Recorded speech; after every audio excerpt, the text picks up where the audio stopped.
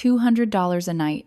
That was the price my father put on letting his own daughter and grandson sleep in his house after our apartment burned down. 5 years later, the same family stood at my door, begging me to save his life. So the question I kept asking myself was simple. How did we get from $200 a night to my kidney? My name is Jamie O'Connell. I'm 36 years old, and I work as a pharmacy technician. Most days my life looks pretty normal, from the outside school drop-offs, long shifts behind a pharmacy counter, helping my son Liam with homework at the kitchen table. But there's a part of my story that people don't see, a part that started with a fire, 4 nights in a car, and a recording on my phone that lasts exactly 47 seconds. I still have that recording. I didn't plan to make it. My phone was in my hand while I stood on my parents' porch, trying to find my car keys in my pocket. The voice memo app was open from earlier that day, and somehow it started recording while I was standing there. I didn't realize it until later. 47 seconds. 47 seconds of my father's voice telling me my son and I could stay in his house for $200 a night, or call 211 and find a shelter. They don't know I kept it. And they definitely didn't know that 5 years later, that memory would come rushing back the moment my mother showed up at my door crying and asking me for something no one can ever take back. But I'm getting ahead of myself. To understand why that moment mattered so much, you have to go back to September 2020, when my life was a lot smaller and a lot more fragile. At the time, I was 31 years old, a single mom raising a 4-year-old boy named Liam. I worked the morning shift at a Walgreens pharmacy on Division Street in Spokane, Washington. My shift started at 7 in the morning and ended at 3 in the afternoon. It wasn't glamorous work, but it was steady. After taxes, I brought home around $2,800 a month. It was enough to survive, barely. Liam and I lived in a small 1-bedroom apartment in an older complex called The Pines. The rent was $875 a month. The building wasn't fancy, but it was clean, and the neighbors mostly kept to themselves. Liam had the bedroom, and I slept on the couch in the living room. Every night after he went to sleep, I'd fold the blankets and turn the couch back into a bed. It sounds harder than it felt. At the time, it just felt like life. Liam loved dinosaurs. Every morning, he lined them up along the windowsill before preschool. Every evening, he told me stories about them during dinner, usually chicken nuggets or macaroni and cheese because those were the only meals he would eat without negotiation. We had routines, simple ones. Pick up Liam from preschool, stop by the grocery store if we needed milk, watch cartoons for half an hour, dinner at the small table in the kitchen, then bath time, story time, lights out. It wasn't perfect, but it was ours. My parents lived about 15 minutes away in a quiet neighborhood on Maple Street. Their house had 4 bedrooms, a 2-car garage, and one of those lawns that always looked professionally trimmed. The kind of house where every piece of furniture matched and nothing ever seemed out of place. But I hadn't been there in months. The last time I saw them was Easter earlier that year. My sister Natalie had invited me to brunch at their house. She called and said it would be good for everyone to see Liam. I told her I was busy with work and couldn't make it. The truth was, I just didn't want to go. Natalie was 5 years older than me. She had the life my parents always imagined for their daughters: big house, nice car, husband who sold medical equipment, yoga classes in the morning, and brunch with friends on weekends. She lived up on South Hill in Spokane in a house that looked like something out of a magazine. Natalie had time for things like redecorating. I had Liam. That difference started the moment I got pregnant at 26 years old. It wasn't planned. Liam's father left before I could even tell him I was pregnant. I thought about my options for a long time, but in the end, I made the decision to keep the baby. My father didn't speak to me for 6 months after that. When Liam was born, he came to the hospital but didn't come inside the room. He stood behind the glass window of the nursery and looked at my son lying in the hospital bassinet. Then he said 4 words. "I hope you know what you're doing." That was it. My mother cried that day. I remember that clearly. But she didn't argue with him. She never did. In our family, my father had always been the one who made the rules, and his rules were simple. You follow the plan, or you're on your own. I didn't follow the plan, so I was on my own. Most of the time, I told myself that was okay. But sometimes Liam asked questions that were harder to answer. One night in August, about 3 weeks before the fire, we were sitting on the living room floor folding laundry together. Liam had his favorite plastic T-Rex in one hand while he helped me match socks.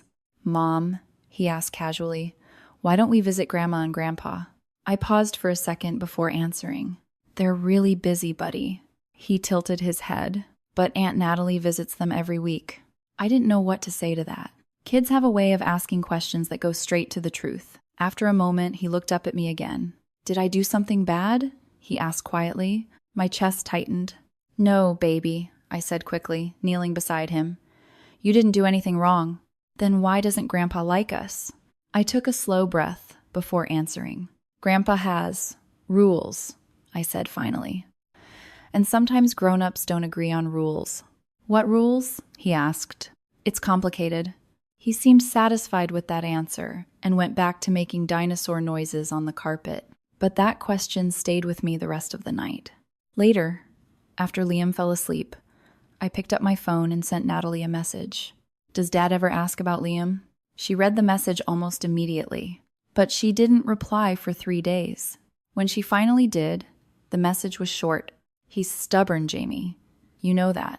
I stared at the screen for a long time before deleting the conversation. A week later, I deleted her number too. Life moved on. Work, bills, preschool pickups, grocery lists. And then, on September 15th, at about 2 in the morning, the smoke alarm in our apartment started screaming. At first, I thought it was a dead battery. Then I smelled the smoke. Thick, sharp, like burning plastic and wires. I jumped off the couch and ran down the hallway toward Liam's room. When I opened the door, black smoke rolled in from the hallway like a wave. And in that moment, standing there in the dark with the alarm screaming and my son still asleep in his bed, I realized something terrifying. I couldn't see the front door anymore. And suddenly, the only thing that mattered was getting Liam out before the smoke swallowed the entire apartment. I rushed across the room and grabbed Liam before the smoke got any thicker. He was still asleep, curled under his blanket with his stuffed dinosaur tucked under his arm. For a split second, I just stood there, frozen, staring at him and thinking how strange it was that a child could sleep through something that sounded like the world ending. "Liam," I said, shaking him gently. "Buddy, wake up. We have to go." He blinked at me, confused and groggy. The smoke alarm kept screaming somewhere behind us, and the hallway outside his room looked darker every second. "What's happening?" he mumbled. "There's smoke," I said quickly, already pulling him out of bed. "We have to leave right now." I lifted him into my arms. At 4 years old, he was getting heavy, and I could feel his weight against my chest as I hurried toward the door. My mind was racing through 100 things at once: shoes, phone, wallet, but there wasn't time to think about any of that. We just needed to get out. Halfway down the hallway, Liam twisted suddenly in my arms. "Mr. Dino," he cried. His stuffed dinosaur was still on the bed. "Buddy, we don't have time," I said, trying to keep moving. But kids don't understand emergencies the way adults do. To him, leaving without his favorite toy probably felt like the real disaster. Before I could react, he wriggled out of my arms and ran back toward his room. "Liam, no." The smoke had thickened enough that I could barely see him. I heard his small footsteps against the floor and then the sound of him grabbing the bedroom door. And then he screamed. I ran after him and found him standing there, clutching his hand. His tiny fingers had wrapped around the metal doorknob, which had already heated up from the fire, spreading somewhere above us. His palm was red almost instantly, blistering. He was crying so hard he could barely breathe. Hey, it's okay," I said quickly, scooping him up again even though my heart felt like it was going to explode in my chest. "We're going outside. Right now." I ran for the door, pushing it open with my shoulder and stumbling down the hallway toward the stairwell. Smoke poured along the ceiling like dark waves rolling across the building. By the time we burst through the emergency exit and into the parking lot, the cold September air hit us like a wall. It was one of those crisp early fall nights in Spokane, around 45 degrees, and Liam was barefoot and shaking in my arms. I sat down on the curb, holding him against me, while he cried and clutching his burned hand as gently as I could. Within minutes, the parking lot filled with flashing red lights. Fire trucks, ambulances, neighbors standing around in pajamas and blankets, staring up at the building where flames were already licking out of the fourth-floor windows. Everything I owned was inside that building. My laptop, birth certificates, every photo I had of Liam as a baby, clothes, furniture, dishes, toys, all of it. A paramedic ran over and knelt beside us. "Let me see his hand," she said gently. Liam whimpered as she unwrapped his fingers. "Second-degree burn," she said after a moment. "We need to take him to the ER." I nodded, still trying to process everything that had just happened. At the hospital, they cleaned the burn, wrapped his hand in thick white gauze, and gave him pain medicine. Liam finally calmed down enough to fall asleep in the chair beside me while we waited for discharge papers. The fluorescent lights in the waiting room felt harsh and cold. I stared at the wall while a nurse handed me a prescription for burn cream and antibiotics. Then came the bill. Item babai wushamayuan. Insurance covered part of it, but I still owed $650. I put it on my credit card without even thinking about it. At that point, my balance was already around $8,000, and adding another few hundred felt like dropping a bucket of water into the ocean. It didn't matter. Liam was okay. That was the only thing that mattered. At around 4 a.m, while Liam slept with his bandaged hand resting in his lap, I pulled out my phone and texted my friend Emily. "My apartment burned down. Liam's okay, but we have nowhere to go." She replied in less than 2 minutes. "Come to my place. I'll leave the key under the mat." I started crying right there in the hospital waiting room, not because of the fire, not because of the hospital bill, but because someone had said yes. When everything around you is falling apart, a single yes can feel like oxygen. The Red Cross arranged a temporary motel room for us for 2 nights and gave me a small emergency gift card for basic necessities. It wasn't much, but it was enough to get through the next couple of days. The motel room was small but clean, with 2 beds and a humming air conditioner in the corner. Liam climbed onto the mattress and fell asleep almost instantly. I didn't sleep at all. Instead, I spent most of the night staring at my phone, searching things like what to do after apartment fire and emergency housing Spokane. Almost every article started with the same advice: call your renter's insurance. I didn't have renter's insurance. I had canceled it 4 months earlier to save $45 a month. $45. That number sat in my head like a stone. The next morning, I took Liam to Target to buy him a few clothes and some socks. He only had the pajamas he'd escaped the fire in. Watching him walk through the aisles with his bandaged hand tucked carefully against his chest made my heart ache in ways I didn't have words for. He didn't complain. He didn't cry. He just asked if we could find another stuffed dinosaur like Mr. Dino. I promised him we would someday. Later that afternoon, Emily called me. Her voice sounded nervous. "Hey, I hate to do this," she said slowly, "but I have to go out of town next week for work. My sister's going to be staying at my apartment." I could already feel where the conversation was going. "She's not really great with kids," Emily continued. I don't know how long you'll need to stay." "How long do you have to be gone?" I asked quietly. A week. 2 nights in the motel. 7 nights at Emily's apartment. And after that, nothing. That night, after Liam fell asleep, I sat in the bathroom with my phone and searched for emergency shelters again. The same number kept appearing. Liangbai Shiyi. I wrote it down on a piece of motel stationery and stared at it for a long time. Then I did something I hadn't done in months. I called my mother. She answered on the 4th ring. "Jamie?" "Mom," I said carefully. "My apartment burned down." There was a long pause. "Liam and I are okay," I continued, "but we don't have anywhere to stay right now. I just need a place for a few weeks until insurance comes through." Silence. "Mom?" "I need to talk to your father," she said finally. "Mom, please," I said quietly. "It's just temporary. I'll call you back." She didn't. I called again later that afternoon. No answer. I sent a text. "Mom, please, we have nowhere to go." She read it, but she never replied. So, the next morning, I sat in my car in the motel parking lot and realized something that felt both terrifying and humiliating at the same time. If I wanted help from my parents, I was going to have to drive to their house and ask for it face to face. The drive to my parents' house felt longer than it actually was. It was only about 15 minutes from the motel, but every red light, every stop sign seemed to stretch the silence inside the car. Liam sat in the back seat with his small bandaged hand resting in his lap, staring out the window like he was trying to understand why the world had suddenly changed. "Are we going to Grandma's house?" he asked after a while. "I hope so," I said softly. I didn't tell him that I wasn't sure. My parents lived on Maple Street in a quiet neighborhood where every lawn looked perfectly trimmed and every driveway held a clean, reliable car. When I turned onto their street, everything looked exactly the same as it always had: the white siding of the house, the flower beds my mother carefully maintained every spring, the big maple tree in the front yard. Natalie's Lexus was parked in the driveway. Of course it was. I parked along the curb instead of pulling into the driveway.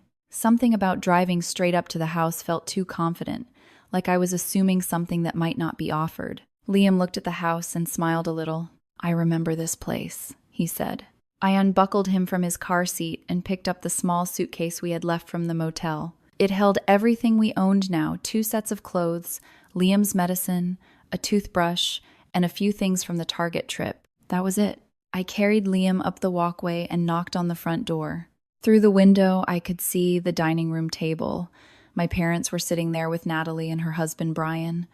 Plates, coffee cups, and a pan of bacon were spread across the table like it was a normal Sunday morning. My mother opened the door. She looked at me, then at Liam, then at the suitcase in my hand. "Jamie," she said, surprised. "You should have called first." "I did call," I said quietly. "You didn't answer." She hesitated, glancing back toward the dining room. "What's going on?" my father's voice called from inside. A moment later, he stepped onto the porch, holding a napkin in his hand. He looked exactly the same as always: pressed shirt, calm expression, the kind of posture that made it clear he believed he was in control of every situation. "What's this about?" he asked. I shifted Liam on my hip. "My apartment burned down," I said. "Liam and I need somewhere to stay, just for a few weeks, until the insurance money comes through." He stared at me for a moment without speaking. "A few weeks," he repeated. 3 or 4 at most," I said quickly. "I'm working everything out. I just need a little time."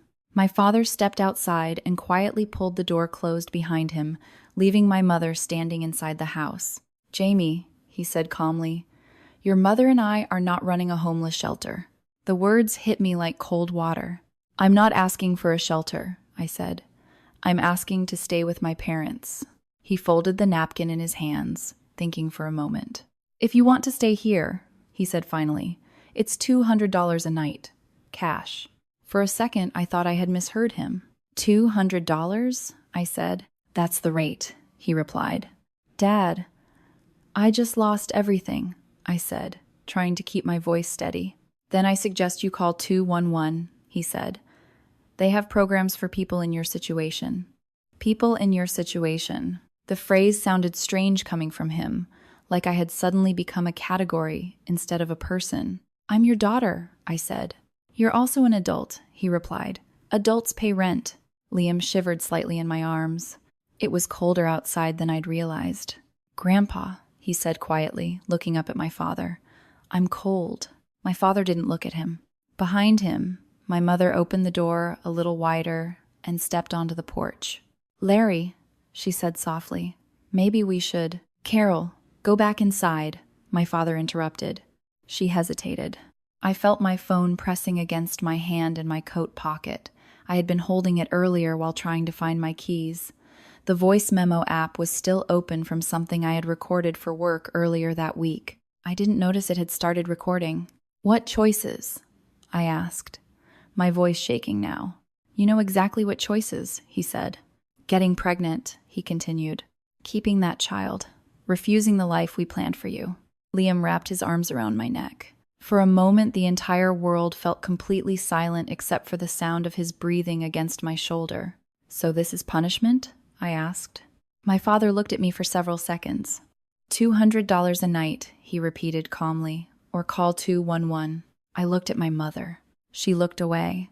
Inside the dining room window, Natalie was watching us from the table. When she realized I saw her, she turned her head and pretended to focus on her coffee cup. Something inside my chest snapped into place. Not anger exactly, something colder. I adjusted Liam on my hip, picked up the suitcase, and turned toward the driveway. "Jamie," my father called after me. "You're making a mistake." I didn't turn around. "No," I said quietly. "You are." I walked back to the car and buckled Liam into his seat. He looked confused, glancing between me and the house. "Aren't we going inside?" he asked. "Nobody," I said gently. "Where are we going?" I started the engine and looked at the house one last time.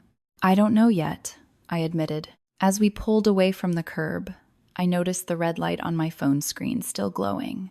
Recording. 47 seconds.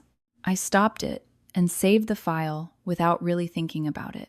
2 hours later, my phone buzzed with a text message from Natalie. "Jamie, I'm sorry about this morning. Dad's just stubborn. You know that." I stared at the message without replying. Another text appeared a moment later. "Look, I can lend you $500 for a motel if you need it. But don't push him. It'll only make things worse." I read the message twice before locking my phone. Then I blocked her number. That night, Liam and I parked in the back corner of a Walmart parking lot on North Division. It was far enough away from the lights that no one would bother us. "Where are we sleeping tonight?" Liam asked. "In the car," I said, trying to sound cheerful. "Like camping, but we don't have a tent." "We don't need one," I said. "We've got the car." I bought him a Happy Meal from the McDonald's inside the store and a cheap sandwich for myself. The food tasted like cardboard, but Liam seemed happy enough to dip his fries into ketchup while watching cars drive past the parking lot. By 9 o'clock, he had fallen asleep in his car seat. I leaned the driver's seat back as far as it would go and tried to close my eyes. The night air was cold, and every hour or so, I turned the engine on to run the heater for a few minutes so Liam wouldn't wake up shivering. At 3 a.m, he stirred. "Mom?" he whispered. "I'm here," I said. "When can we go home?" I didn't answer, because at that moment, sitting in that dark parking lot with my son sleeping in the back seat and 47 seconds of my father's voice saved on my phone, I realized something I hadn't fully understood before. Home wasn't a place anymore. It was something I was going to have to build again from nothing. The first night in the car was the hardest, not because of the cold or the cramped space or the fact that I barely slept. It was because I kept replaying my father's voice in my head. $200 a night. Cash. Or call 211. I didn't listen to the recording then. I didn't need to. His words were already burned into my memory. The next morning, I woke up with a stiff neck and the kind of exhaustion that settles into your bones. Liam was still asleep in the back seat, his small body curled awkwardly against the seatbelt. His bandaged hand rested carefully on his lap. For a moment, I just sat there watching him breathe. That was the moment I understood something very clearly. No one was coming to rescue us. If Liam and I were going to survive this, it was going to be because I figured it out myself. I drove to a nearby Planet Fitness and parked in the lot. I'd seen other people use their bathrooms early in the morning, and I figured if we walked in confidently enough, no one would question us. Liam and I washed our faces in the sink, brushed our teeth with the toothbrush from our motel bag, and I carefully changed the gauze on his burned hand. The skin around the burn was red and swollen. When I peeled the old bandage away, he winced but didn't cry. "You're being really brave," I told him. He shrugged like it wasn't a big deal. "Dinosaurs get hurt all the time," he said matter-of-factly. That made me smile for the first time in days. After that, I drove to Walgreens for my shift. My coworker Brenda watched Liam in the break room while I worked the pharmacy counter. She didn't ask too many questions. She just handed Liam a juice box and told him he could color while she counted pills behind the register. "You look rough," she said quietly at one point. "Just a long night," I replied. She nodded like she understood more than I was saying. The days blurred together after that. Work, parking lots, gas stations, and trying to stretch every dollar I had left. I kept checking my bank account, watching the balance drop slowly with every small purchase. gas, food, bandages, antibiotics for Liam when the burn got infected and I had to take him back to urgent care. Every time I handed over my credit card, I could feel the weight of the debt growing. But there was no other choice.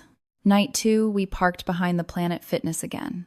Night 3, we parked near a 7-Eleven because it stayed open all night and I felt safer with the lights nearby. Liam tried to treat it like an adventure at first. "Camping again?" he asked when I leaned the seat back. "Camping again," I said. But even at 4 years old, he could tell something wasn't right. At one point, he looked at me with those serious eyes kids sometimes get when they're thinking hard about something. "Mom," he said quietly, "are we homeless?" The question caught me off guard. "No," I said quickly. "We're just figuring things out." He accepted that answer, but I could tell he wasn't completely convinced. On the 4th day, something finally changed. The insurance company approved a small emergency payment, $500. It wasn't much, but it was enough to book a cheap motel room for a few nights. When Liam saw the bed in the motel room, his entire face lit up. "A real bed," he said, jumping onto the mattress. Watching him laugh and bounce on the springs felt like watching sunlight break through heavy clouds. For the first time since the fire, I felt like maybe we were going to be okay. But the motel room was temporary. I knew that. So every spare minute I had went into planning the next step. I called the apartment management company again to ask about my security deposit. They told me it would take 6 to 8 weeks to process. 6 to 8 weeks. That timeline felt impossible when I barely had enough money for the next week. I also spent hours on the phone with the insurance company trying to speed up the investigation into the fire. Apparently, the blaze had started in another unit when a neighbor left a stove on. That meant their insurance might eventually cover some of my losses. But eventually could mean months. Weeks later, when the payout finally came through, I was sitting in my car during my lunch break in the Walgreens parking lot. The notification popped up on my banking app. Deposit, $15,000. For a moment, I just stared at the screen. Then I started crying. Not because it was a huge amount of money, it wasn't enough to replace everything we'd lost, but because it meant we had survived long enough to reach the other side of the disaster. That same week, I signed the lease for a small 2-bedroom apartment in a neighborhood called Hillyard. The place wasn't fancy. The carpets were worn, and the kitchen cabinets were older than I was, but it was clean, and it was ours. When Liam ran through the empty living room on move-in day, his voice echoed off the walls. "Is this our new home?" he asked. "Yes," I said. "This is home." We bought furniture from Craigslist, and a thrift store, an old couch, a small table, a couple of mismatched chairs. None of it matched, but it didn't matter. For the first time in weeks, Liam slept through the entire night without waking up, scared. That winter, I worked every extra shift I could find. I studied late at night after Liam went to bed so I could pass my pharmacy technician certification exam. When I finally passed it in December 2021, I felt like I had climbed a mountain. My pay went up, not by a huge amount, but enough that I could start paying down my credit card debt faster. By 2022, I had been promoted to lead pharmacy tech. The raise wasn't life-changing, but it was steady progress. Month by month, the debt shrank, and the small savings account I opened slowly began to grow. I stopped checking my parents' social media. I stopped answering unknown numbers that might be them. I blocked Natalie everywhere. For a long time, I tried not to think about them at all. And eventually, something surprising happened. Life started to feel normal again. Liam got older. He started 2nd grade. He still loved dinosaurs, though now he could pronounce names like Triceratops and Velociraptor better than most adults. Sometimes he asked about his grandparents. "Do I have a grandma and grandpa?" he asked once. "You do," I told him. "Why don't we see them?" "It's complicated." That became my standard answer. Kids eventually stop asking questions that don't have clear answers. By 2025, things were better than I ever expected them to be. I had a reliable used Honda CR-V that I'd paid for in cash after years of saving. Our apartment felt comfortable and safe. And for the first time since Liam was born, I had real savings in the bank. $18,000. It wasn't enough to make us rich, but it was enough to make me feel secure. Most importantly, Liam was happy. He laughed easily. He did well in school. He had friends who came over on weekends to play video games and build Lego dinosaurs on the living room floor. Looking back, those quiet years almost felt peaceful. I thought the hardest chapter of my life was behind me. I thought I had closed the door on the past. But life has a strange way of reminding you that some stories aren't finished yet. One Wednesday evening in September 2025, I was standing in the kitchen, stirring spaghetti sauce, while Liam worked on his homework at the table. The doorbell rang. I wasn't expecting anyone.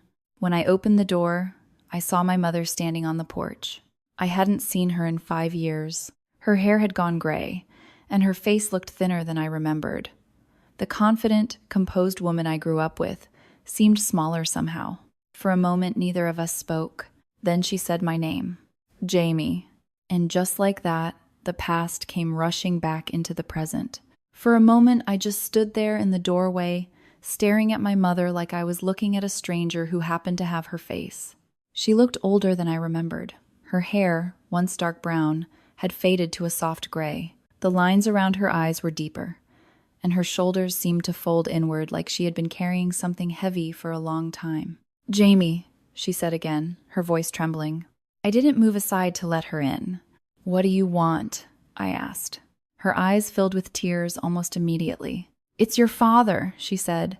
He had a stroke 2 weeks ago." The words hung in the air between us. "And?" I asked carefully. She swallowed. "His kidneys are failing," she said quietly. "The doctors say he needs a transplant." I felt something inside my chest tighten. "And you came here to tell me that?" I asked. "No," she said quickly, shaking her head. "I came because you're the only match." For a moment, my brain refused to process the sentence. "The only match?" I repeated. "Yes," she whispered. "They tested family members and, Jamie, you're the only one who can donate." Behind me, I heard a chair scrape against the floor. Liam had gotten up from the kitchen table and was standing in the hallway watching us. "Mom?" he said. My mother looked past me and gasped softly. "Liam," she said, "you've grown so much." I turned toward him. "Buddy, can you go to your room for a minute?" I said gently. "I'll come talk to you soon." He hesitated, then nodded and disappeared down the hallway. When I turned back to my mother, she was crying. "Jamie, please," she said. "Your father is dying." 5 years ago, those words might have shattered me. But standing there in the doorway of the apartment I had rebuilt with my own hands, all I felt was a strange, quiet stillness. 5 years ago," I said slowly, "my apartment burned down." She flinched. "Liam had a burn on his hand," I continued, "and your husband charged me $200 a night to sleep on his couch." Tears streamed down her face. "He regrets that," she said quickly. "He talks about it all the time." "Does he?" I asked. "Yes. He knows he made a mistake." I laughed, but there was no humor in it. "And now he needs my kidney." "He's your father," she whispered. "And I'm his daughter," I said. That didn't seem to matter much back then. She reached out like she wanted to grab my arm. "Jamie, if you don't help him, he won't survive," she said. "The doctors say he has 6 to 8 weeks before he has to go on the national waiting list. And he won't make it that long," I finished for her. She nodded, sobbing. For a long moment, neither of us spoke. Then I said something that hadn't crossed my mind until that exact moment. "Who's paying for it?" She blinked. "What do you mean?" "The transplant," I said. "The surgery, the recovery, the tests. Who's paying for all of that?" Her expression shifted slightly. "We'll figure it out," she said. That answer didn't sit right with me. So the next day, while Liam was at school, I started doing something I'm very good at: research. The transplant coordinator at the hospital explained the process carefully over the phone. She was kind and patient, answering my questions one by one. When I asked about costs, her tone changed just a little. "For living donors," she explained, "the recipient's insurance usually covers their surgery and hospital stay. But the donor's medical expenses, testing, surgery, follow-up care, can sometimes fall to the donor if insurance doesn't cover everything." "How much are we talking about?" I asked. "Roughly $85,000, she said. I sat there in silence. $85,000. For me to give away an organ, When I hung up the phone, my hands were shaking. Later that afternoon, I called my mother back. "Mom," I said, "I spoke with the transplant coordinator." "Oh, thank God," she said. "Does that mean you'll do it?" "It means I understand the cost." There was a pause. "What cost?" she asked. "The $85,000 I'd be responsible for," I said. Silence. "I didn't realize it was that much," she said slowly. "Who's paying it?" I asked again. "We'll figure something out," she said. "With what money?" I asked. Another pause. "Put Natalie on the phone," I said. "She's not here," my mother said. "Then tell her to call me," I said, "if she wants me to even consider this." But Natalie didn't call, so I started digging. Public records are surprisingly easy to access if you know where to look. Within an hour, I discovered something that made my stomach twist. In March of 2022, my parents had taken out a home equity loan, $320,000. Natalie was listed as a co-borrower. I sat at my laptop, staring at the screen while the pieces slowly fell into place. Natalie had opened a yoga studio around that time. I remembered seeing photos online, big mirrors, soft lighting, smiling women holding water bottles after classes. The studio had closed less than 2 years later. Meanwhile, Natalie had bought a new house. $650,000. Suddenly, everything made sense. My parents had taken on massive debt to bail out Natalie's business. Now my father was dying, and they didn't have the money to save him, and they wanted me to sacrifice my health and $85,000 to fix it. That night, I called Natalie from a number she didn't recognize. She answered on the second ring. "Hello?" "It's Jamie," I said. There was a long pause. "Jamie, hi," she said carefully. "You took $320,000 from Mom and Dad," I said. Her silence told me everything. "It wasn't like that," she said eventually. "Then explain it," I said. "My business was struggling," she said defensively. "They wanted to help, and now they're drowning in debt," I said. "That's not fair," she snapped. "Isn't it?" I asked. "They gave you everything," I continued. "And now you want me to give up my kidney to save the man who gave you their retirement." "You're twisting this," she said. "Sell your Lexus," I said. "What?" "Sell your car, contribute something. If you want me to help Dad, you start helping too." "That's ridiculous," she said. "No," I said quietly. "What's ridiculous is asking me to fix the mess you created." I hung up before she could respond. The next day, I scheduled a consultation with a lawyer. I needed to know one thing.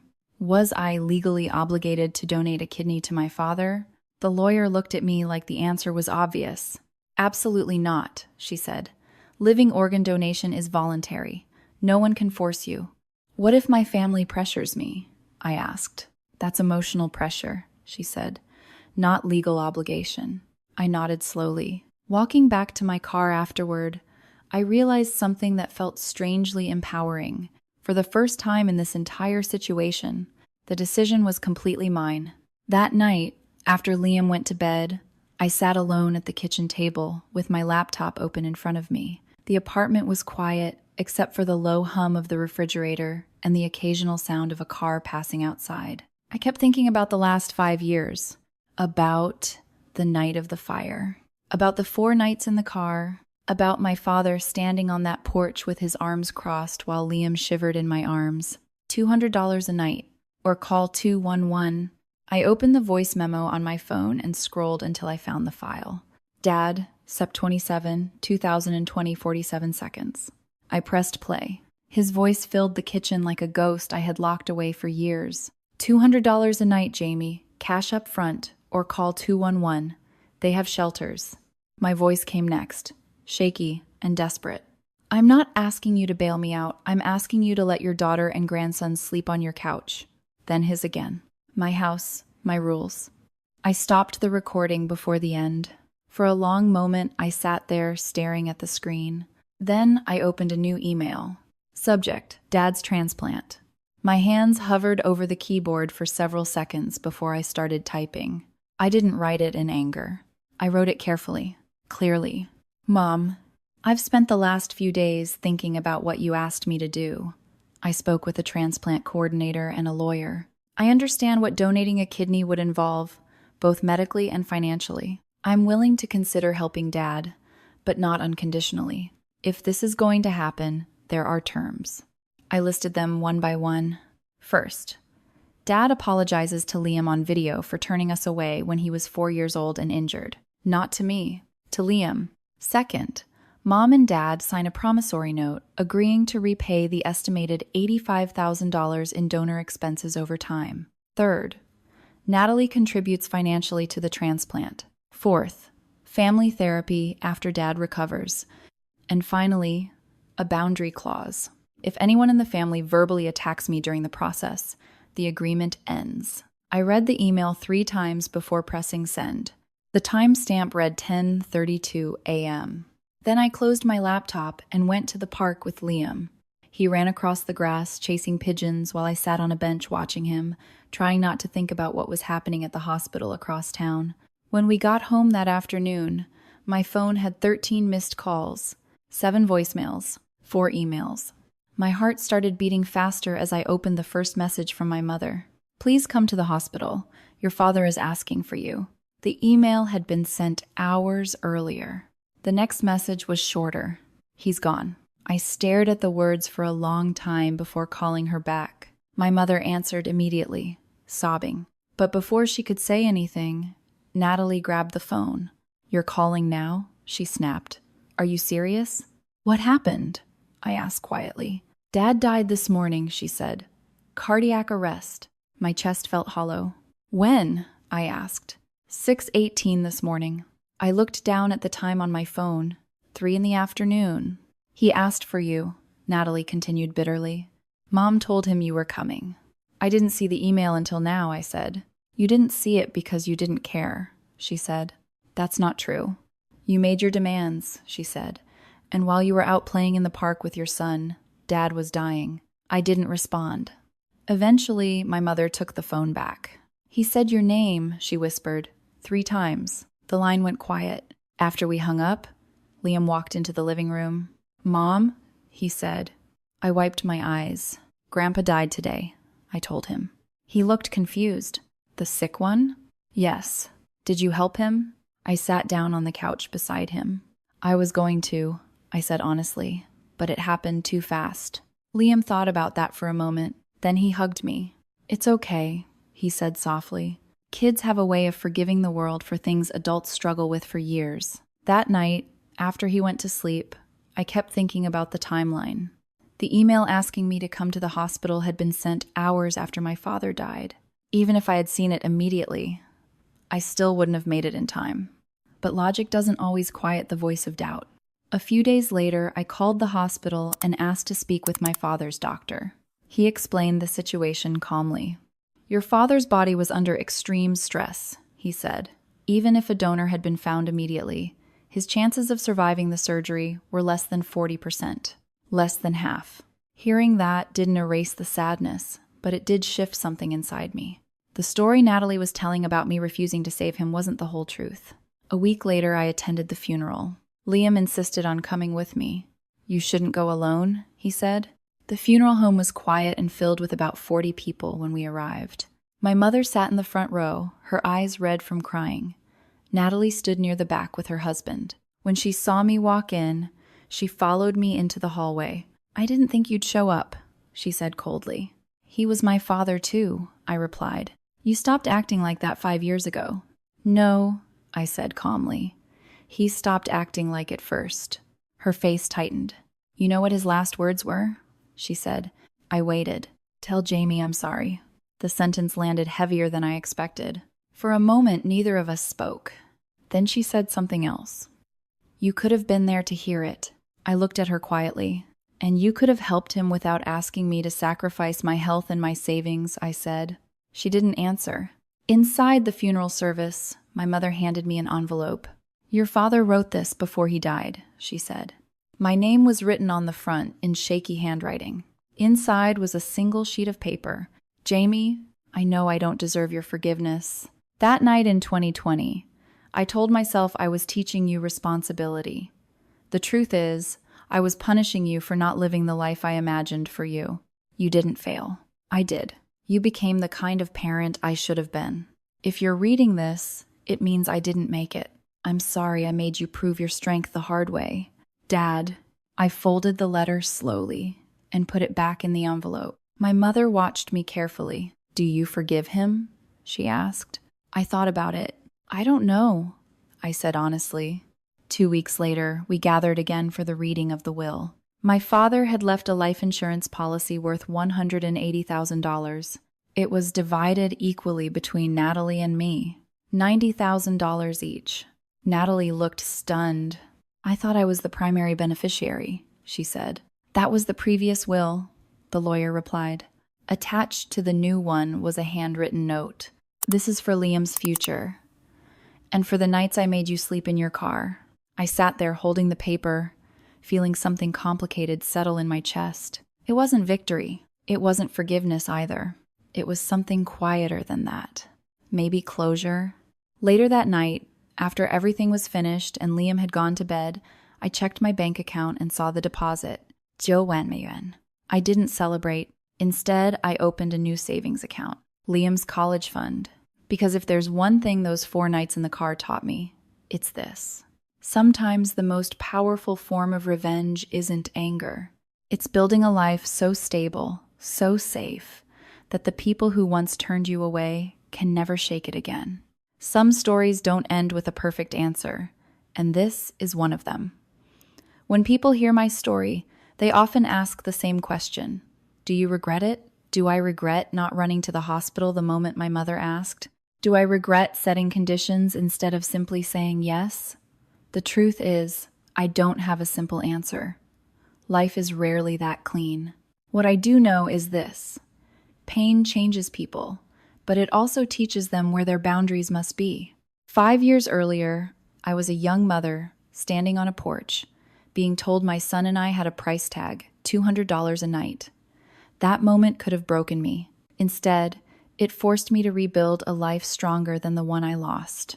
In the end, the real lesson wasn't about revenge, money, or even forgiveness. It was about dignity, and learning that protecting yourself doesn't make you cruel, it makes you human. But I'm curious about you. If you were in my place, turned away when you had nothing, and later asked to give everything, what would you have done? Would you have helped, set conditions, or walked away? Share your thoughts in the comments. And if stories like this move you, challenge you, or make you see life from a different perspective, don't forget to subscribe to Revenge Drama House, where every story written on paper carries a piece of someone's truth.